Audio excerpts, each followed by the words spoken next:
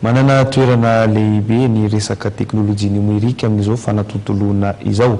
Nametraka tanjona ny ampiroboroboana ny sehatry ny numerika araka izany ny atemeran'ny varotra. Miaraka amin'ireo mpiara-miombonantoka amin'ny mandritra ilay hetsika Indian Ocean Network.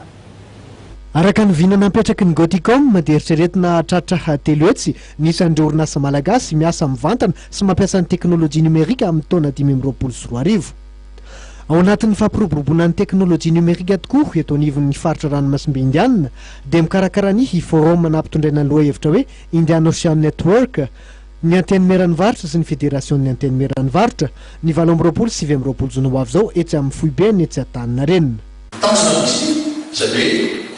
Miantso ny orinasa sy ny fikamana elektronika sy Madagasikara sy ny Ocean Indiana ho avy amin'io forum mba hiresaka ny ahoana ahafahantsika mampivoatra ny teknolojia vaovao na télévision inona no azontsika raisina amin'ny teknolojia vaovao ary ampampiboana ny alitarenantsika.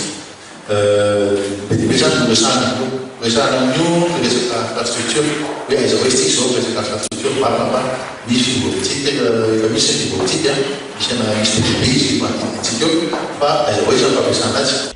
Tanjona amin'ny alalan'ny fampiroboroboana ny sehatry ny teknolojia numerika ity ny fanomezan-danja ny fanakalozana ara-barotra amin'ny alalan'ny e-commerce sy ny fampitana makany amin'ny numerika eo amin'ireo sehatry ny orinasa sy ny fandraharana sy ampambolena ary fizahatany ihany koa.